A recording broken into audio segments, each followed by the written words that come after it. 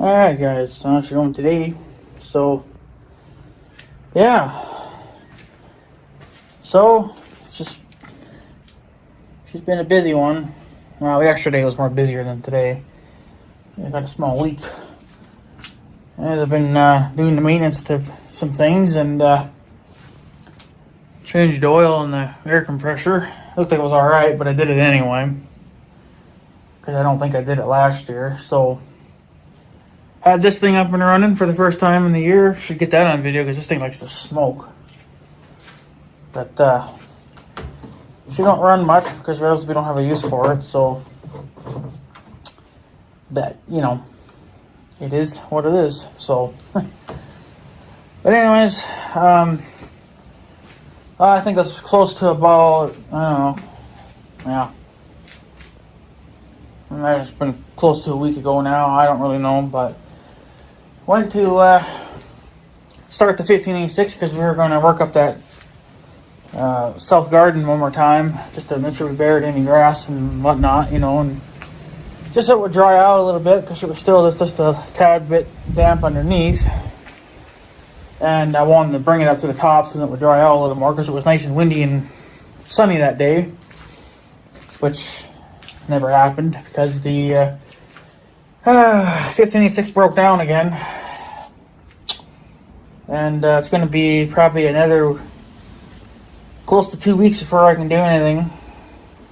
So, but there's not much I can do about it. You just have to kind of wait around. So, anyways, the 1586, well, it's got one, I want to say two problems, but one you can kind of deal with it, but it's just kind of an annoying problem. So I'm going to try to take care of that if I can. But the major problem to why I can't get it to start is because this little guy right here. But we'll start with the first thing. I'll get him up here and I guess up here so we can look at him. So problem number one is that this has been going on for a couple of years now. I just haven't gotten around to ever replacing it because it was only this year that it's actually been pretty bad. So is the key ignition.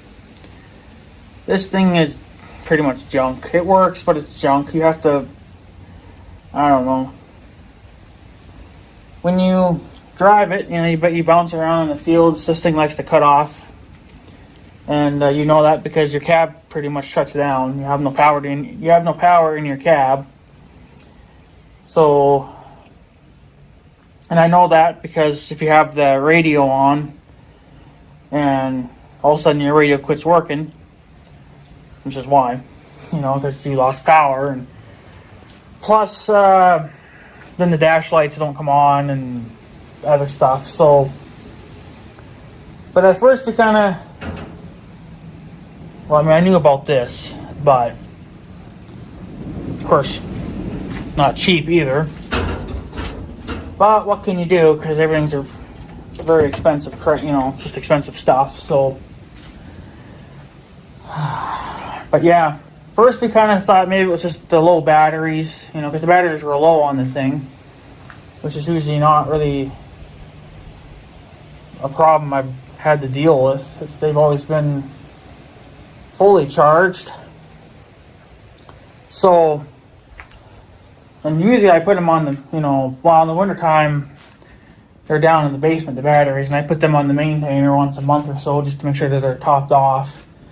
Because I only have two maintainers, and one goes on the John Deere and the other one goes on Big Red, so I have to steal the one off Big Red to, you know, check the ones on the 15. I'm going to buy another one of those at some point too. I also got to find a 6-volt one now too, so I can maintain the 6-volt battery in the grain truck. So, but I think they make one, but it's not really ideal, but it'll work. So anyways, this is problem number one, obviously. It's the key ignition thing's bad, plus the key's bent, and I don't know if this is original or not to the tractor or not. So I'm just going to go ahead and order a new one of these. And yeah, this is expensive. This is like $40. It comes with 2 spare keys, so that's nice. But yeah, I don't know why it has to be so expensive, but it is. So this is problem number 1. But this isn't the main problem to why the tractor stopped running. The second problem we think is this part, and my uncle is about 90% positive this is the problem because he said he tested it and it was coming back to being dead. And if you guys know what that is, there's the part number for it. That is the starter solenoid that crapped out. So, and I know that because you can smell burntness inside the hole. And my uncle said that you can see burntness. It looks like it's on this terminal, the one that's all loose. I don't know why it's loose because the rest of them are solid, but this one's loose. And it's burnt. It looks like the threads are all smashed. Well, that's from us trying to get the stuff off, because there was a thing that was on here that you need, and I don't think it'll come with it when you order a new one. So we had to salvage that. So, and this part is fairly cheap. This is going to, I think, be like $20, whereas the key ignition is like $40. So I don't know. In the book, it's cheaper, but that's it. You know, that book's old, so prices are going to change, you know, randomly. So, but I managed to find this part and that part at Allstate Ag. That's where I'm just going to order all my parts from, because, you know, they have pictures. They're not the greatest pictures in the world, but they're there. So yeah. So, and we weren't even too sure on how this come off. Well, obviously besides the four bolts, but they had a thing over this which had a spring on it, and we weren't really sure how that, you know, how you removed it, because it was on a spring, so it was always kind of shooting back at you.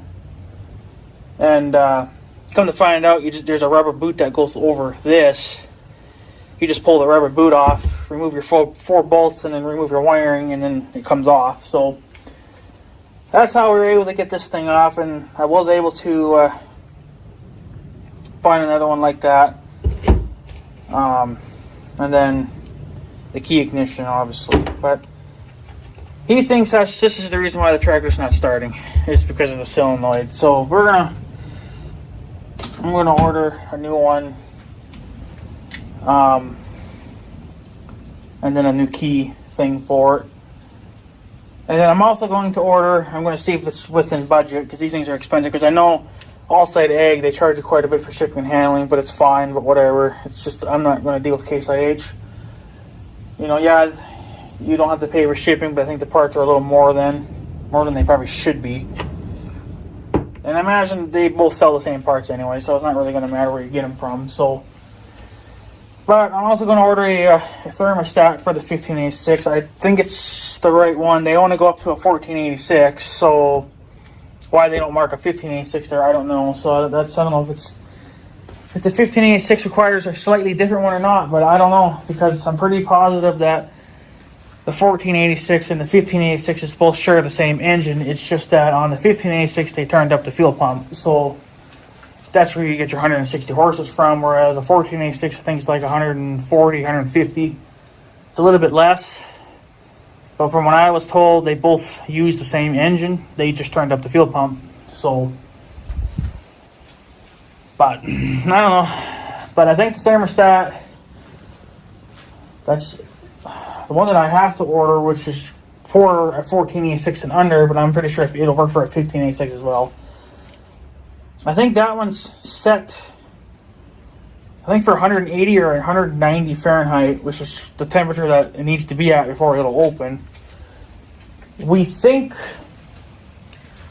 the one that's in the 1586 now is a lower, and I can't remember which one. I can't remember how my uncle said it, but he says it's set to where it I think it opens sooner or it closes late. I can't remember, sooner or something. I can't remember what the hell he said. The problem being though, because see, I'm going back to all my factory stuff, because I'm using the factory gauges that were in the tractor, because that's what they're there for. You don't need aftermarket shit. So The problem is, though, is I know that the gauge works because it bounces. It moves as the tractor does warm up a little bit. The problem is that the temperature gauge doesn't go into the green like it should. Now, it does move because, yeah, what happened to that? Yeah, so, like, I don't know, last time I used the tractor, I worked up the trail. Okay, well, that's actually the hardest I pushed that 1586 because I was in third gear, lower range, T and high. Like, I was just, half throttle. It was putting it under, you wouldn't think, a whole hell of a lot of a load because, it's only like a 9-foot cultivator. So it's not like the largest thing in the world. But it's, yeah, I don't know. It was putting the tractor under somewhat of a load because the gauge actually moved a lot closer to the green. But then it didn't go any further than that. So it's possibly thinking it's the thermostat, even though that really shouldn't matter. And my uncle thinks it shouldn't matter. But I don't know. Either the damn thing's stuck and it's not opening like it should. That's why I'm not getting true temperature. I don't know. Or if it ain't that, then it's the gauge then, because I've already replaced the damn sensor. So I think what's happening is maybe it's not opening. It's either not opening all the way or it's just not open, period. And it's because I think the coolant's supposed to go through, and then your sensor can sense that, and then it takes the temperature of the coolant. So that's how the gauge, knows what to do. So I'm thinking the engine's probably not even getting enough coolant running through it to really even get the sensor to even do anything. But I don't know. I don't know how this stuff works. But in other words, I'm not getting true temperature in my gauge. Now, they could have changed the thermostat when they decided to put this gauge in. Now, I took this gauge out of the 1586 because I didn't want it. See, you can see that's what came in the 1586 when I bought it.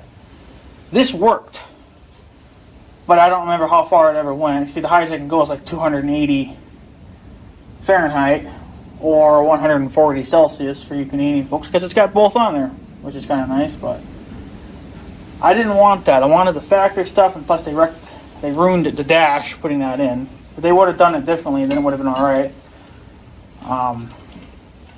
They could have just put some small magnets on it, stuck it to something metal, then it would have been all right. But they decided to do that, screw it into the fucking dash, which ruined it. So, and then you had this sensor here, that there. I took that out and put the factory sensor back in, and hooked that factory wire back up. But I'm still not getting I'm still not getting a reading.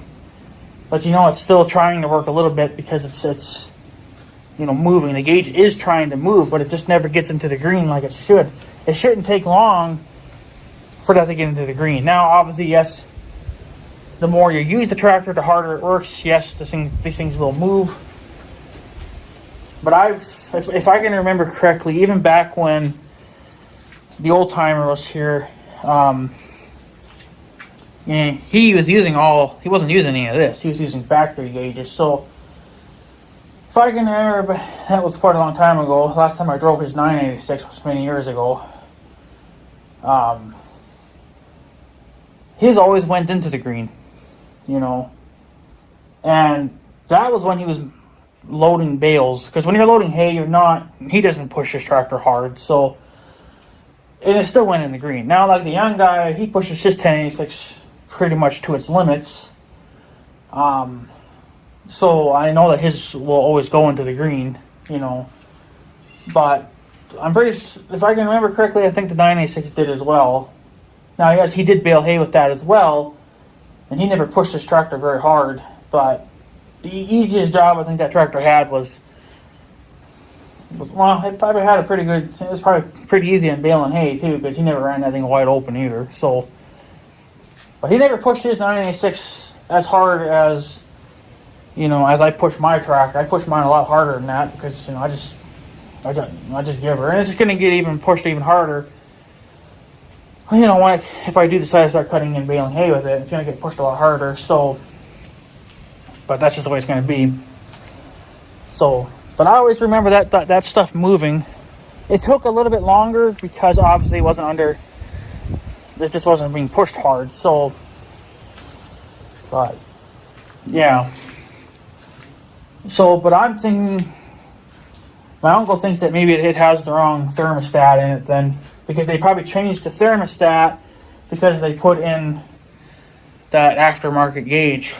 Why they couldn't just change the fucking sensor? I mean, again, the thermostat, you know, they could have probably pulled that out of another junk vehicle or something. You know, I bet you probably 10 to 1 they probably had another.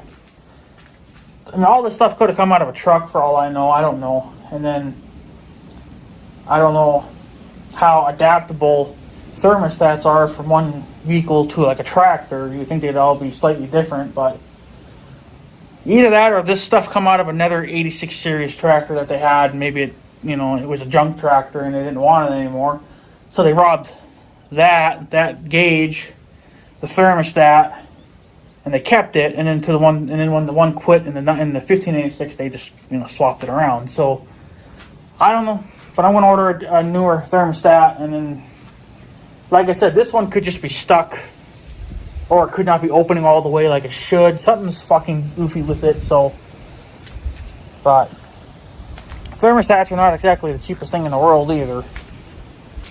But if I'm going to go through all that trouble of having to